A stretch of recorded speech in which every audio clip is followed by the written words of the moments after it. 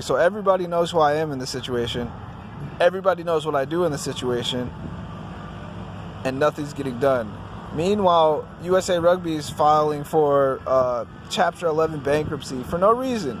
Like, this could have been handled. Like, I'm literally ready and willing to put my money into this thing so it takes off. Because literally everybody in every other country sees us playing rugby or laughing their ass off. And Americans aren't even paying attention to it. Like, rugby is a sport of fucking genius. It's a beautiful sport. You have to be smart to play rugby. Like, everybody has to be a quarterback of their own situation to play rugby. You have to know your attributes. You have to know, like, hey, this guy can kick. All right.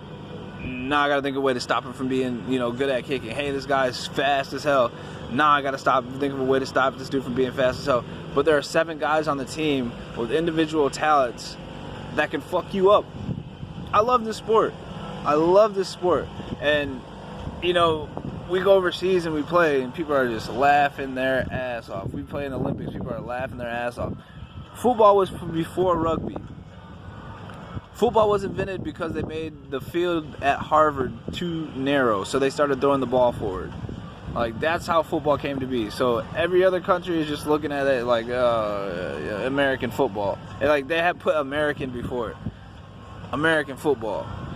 Like, rugby is the shit. Stuff goes down at rugby games. Like, you see the real stuff go down between nations at the Olympics and at rugby games because everybody's there. Like, everybody from every nation's there. Like, it's literally everybody talking with each other during this time over a sport, going crazy in the stands, dressed up, drunk as hell, doing whatever the they want, loud as hell, rooting for their country. But it's something you don't get in America. Everybody else gets it, and you see funny talkers or people from other countries coming over here. Oh yeah, rugby's dope, rugby.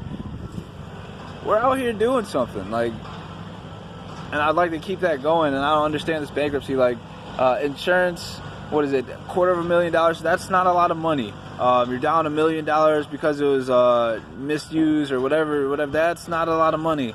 Like, what is it? $2 million tops, and then the team is 2, so it's 4. That's the same as the MLR team. Like, $4 million is not a lot of money. You can go fund me $4 million, which I'm surprised they haven't done to try to save the sport or save some face, but it doesn't make sense to me. Like, all of this could have been paid for and taken care of, and I'm pretty frustrated about it. Especially at this point, you got this cornea going on. I cannot stand it. It's ridiculous. Because literally, like, yesterday was the day I would have been there. I'm like, I would have been signing a contract yesterday. I was literally ready to rip the fuck. All I have to do is perform. All right, let me come perform. You want to put me through another gauntlet? All right, put me through another fucking gauntlet. Like, the thing that pisses me off the most? I can't bench press worth of shit, but I will put you on your ass, and I got a fucking bench press. I hate push-ups, all that shit. But I'm out here, and I can't stand this thing. I'm pissed. I am pissed. That was my contract. Like, I'm literally sitting waiting on my contract. I'm suspended for 30 days, and April 12th is the day that we get back to it and do what we're supposed to do. But it's ridiculous. It is ridiculous. The fact that you're filing for bankruptcy is ridiculous. This all could have been taken care of. All could have been handled. I've been there a couple times. You have my notes. You know where I come from. You know where I play. Where I've played. All the best players. Like, I've played with some of the biggest names. Roland Sanutla, bringing what the Sanutla brothers have in Samoa. Samisi. I'm not gonna butcher his name, even though I just did. Like, bringing what Tonga and the tenacity Tonga has. Dave, another Samoan, like all the guys I've played with. Gordon, Scotland, Jack, Scotland. Everybody. Literally everybody. Everybody. Like, I've played with players from everywhere. South Africa, Byron. England, we've had a couple of dudes from England come out, but I never, they just stay and play for a little bit and leave and just watch. It's pretty cold. Like, I've played with people from everywhere. We had a couple guys from Ireland, France. Like, I've picked up things from everywhere. everywhere. Like, I have a freaking tail. Like, my tail. Never tucked. What is there? Never tucked. Ever. 10 toes down. Always. I'm here, like, waiting for this sport. I've been the best one for years. But, you know, they put me through the process, let me finish growing. Like, I just got my beard last year, and I'm starting to get my facial hair, you know, to wrap it around and everything. I'm still growing, still getting taller, strong as hell. I'm getting faster. I don't know. And I think they kind of wanted me to come back and forth and do that process just to see how I'm doing. And I thank them for it. And I do want to play for Mike Friday. Like, he's a great coach. Like, the things he does, like, you never really see it till you see it. Or you never really taste it till you buy all the way in, you know? And it's just ridiculous. The state USA Rugby in is ridiculous. And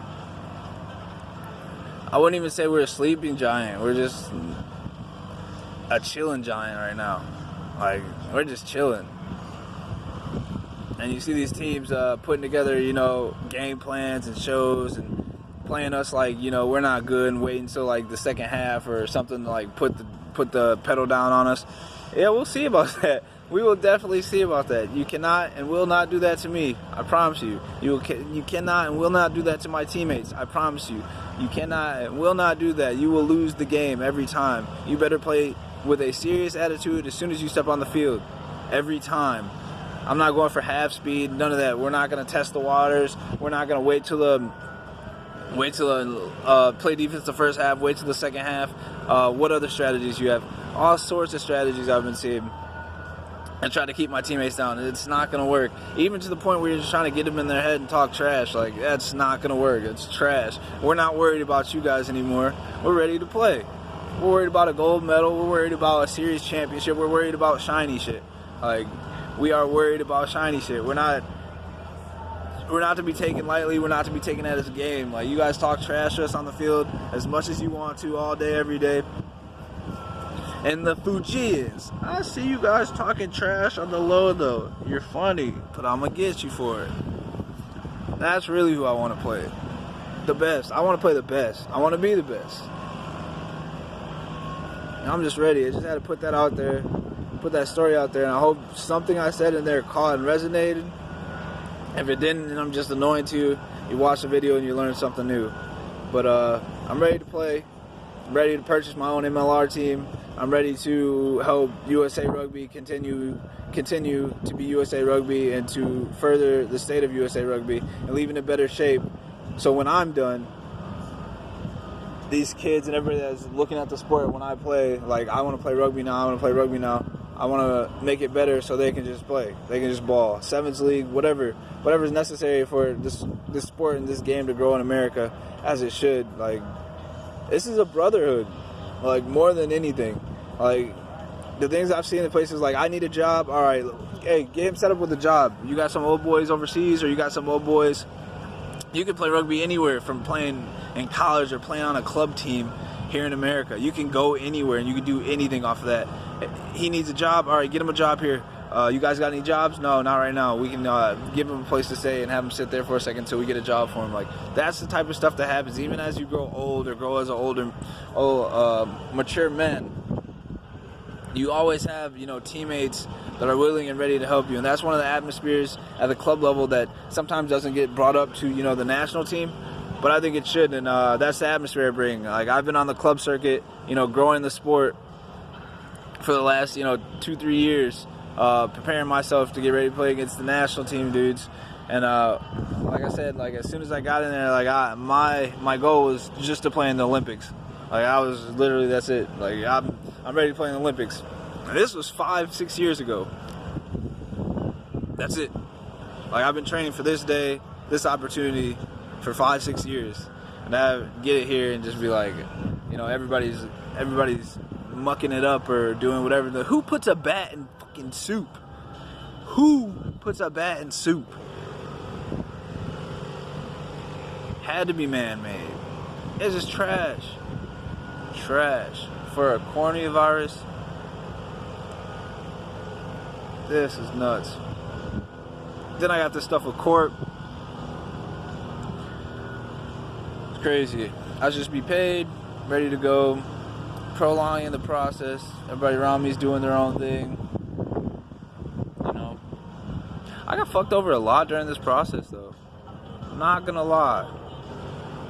Whether it's for me to learn something or like see who's really fucking me over, like I got fucked over pretty bad. But this is about the end of my 20-minute video. Forever and always, go Eagles, go USA, go have a beer. Peace.